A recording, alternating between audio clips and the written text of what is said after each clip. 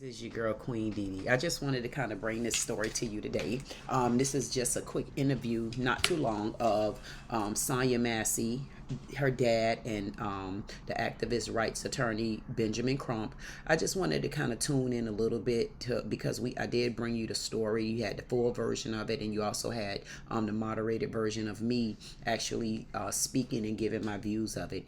Today we're going to do just a little bit of the same thing, but I kind of wanted to listen to the dad, and let's just join together and listen to his feelings and what he's going through for actually losing his daughter from such a senseless murder. Let's just chime in and take a look. I might not interrupt, but then again, your girl might do. This has reached me so heavily on my own heart because of the situation that I'm currently going through, and I'm just grateful and thankful to be alive today. And again, we're gonna rest in peace, Sonya Massey.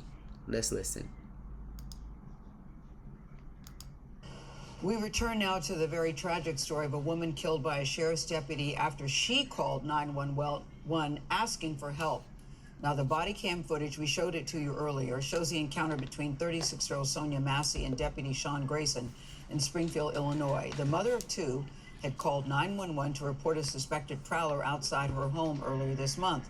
Grayson has pleaded not guilty to first-degree murder. Joining us now is Sonya's father. Let's just look at her. Man, this lady was beautiful. She's beautiful. Look at this. She's a beautiful woman. It was senseless. Senseless. It makes me wonder, was it really mental illness or was she just really scared? Let's keep watching.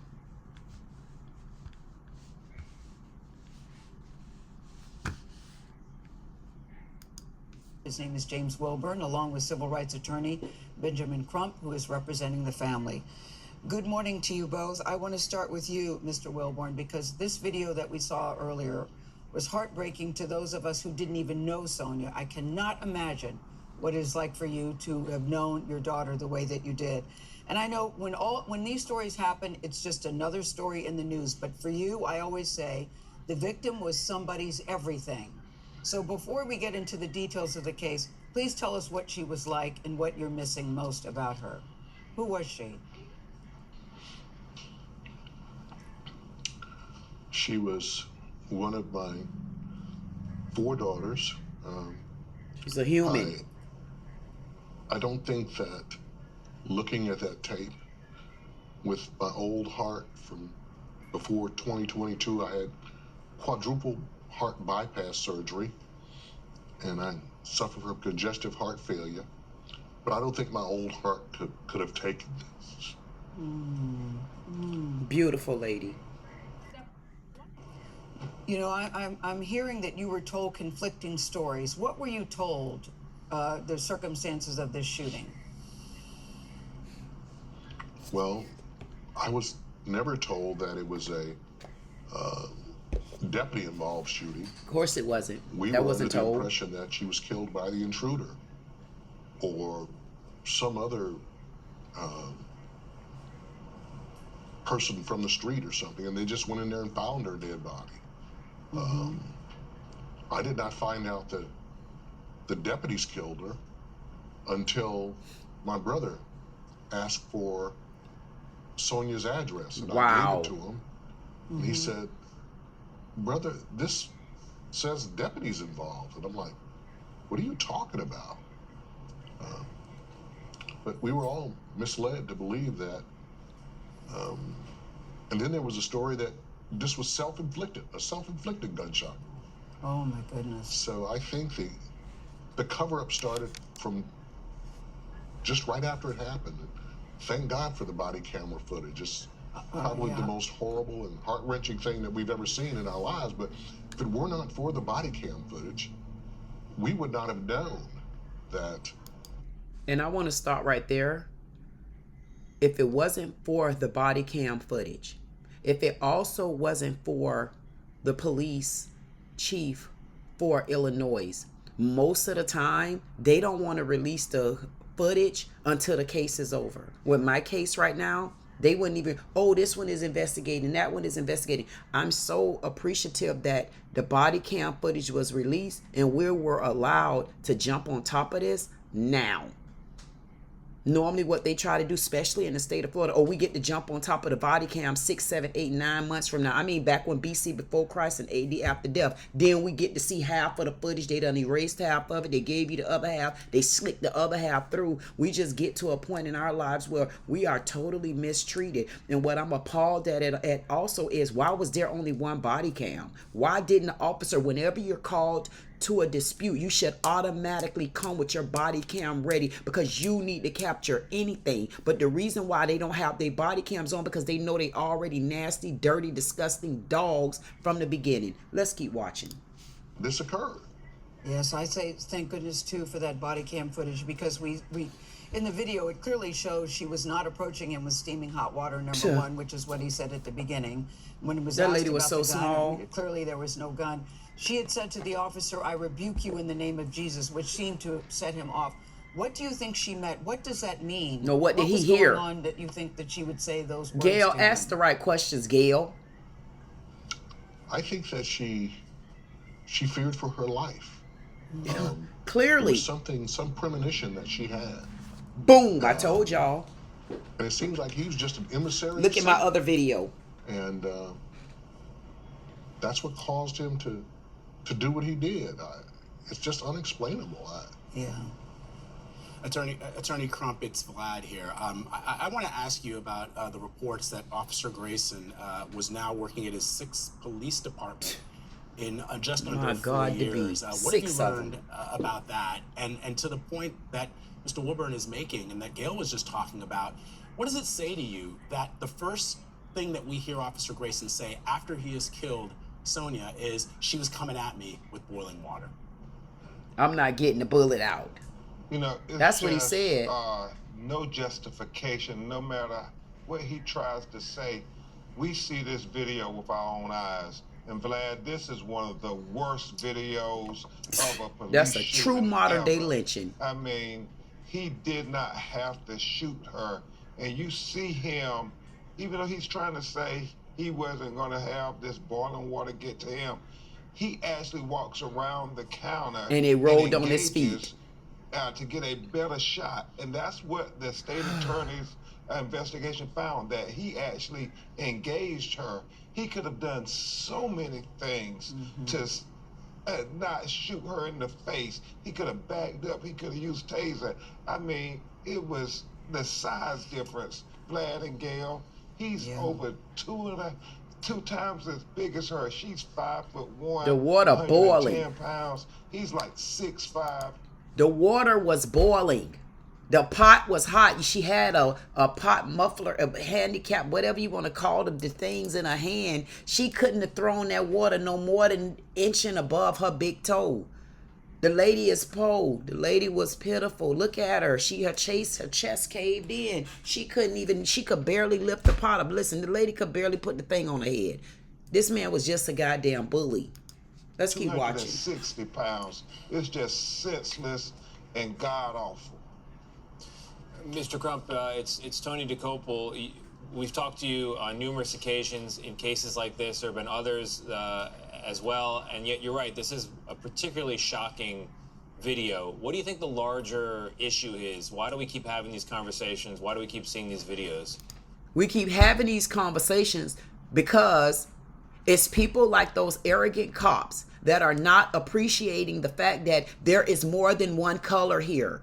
There is more than one community. There is more than one person. There's all the same rules. We're all under the same rules, but for some reason, the colors make a difference. The community make a difference. It's so many things that's making a difference. Stop asking dumb questions. You're asking questions that's been answered and asked from day one. You know what the problem is. Get to a better question than what you're asking. See, these are the things right here that piss me off. Let me go ahead on and watch this for y'all. Go to sending me stuff talking about you got something to say. You damn right I got something to say, because it resonates too close to home for me. And we talk about the black men in America. I want y'all to talk about the black women in America. There's a lot I go through for being 6'2". I get stereotyped. To me, it's worse than a man. And then to see what happened to this lady was senseless. I could have been in the same boat in March the 10th. Y'all could have been doing this for me. It hits me. Listen, let me start this thing. we certainly think it's the implicit bias that permeates in American society now. And when we think about what's going on with the presidential politics in 2020, it was the George Floyd torture video that galvanized people in our community to act. In 2024, it's Kool-Aid, I believe y'all. it's going to be the Sonya Massey shooting video that galvanizes people in our community to act, because, as Mr. James said, this so-called police officer should have never been on the sheriff's force. Never. He had 2 DUIs, and he had went from multiple police departments, like Vlad said, and that is a question. Because I couldn't do it. Even on the force. We agree with the judge at the bond hearing. He is a threat to public safety. He's a threat to There are himself. so many questions here. Looking at this video, I'm telling you, this one hit different for a lot of people. None of them are good, but this one in particular hit different because she clearly, from what we could see, hadn't done anything to harm this officer or threaten this officer. Mr. Wilburn, I know that your daughter was 36 years old, had 2 children. How old are your grandchildren, and how are they processing this? She's seen her death. My oldest is Malachi, he's 17. And Summer, Jeanette, she's 15. And we're taking it day to day. Mannerable, humble family. They're having a very hard time. Don't make me cry. Yeah. They're doing as best they can. That was their mama. I mean, Yeah.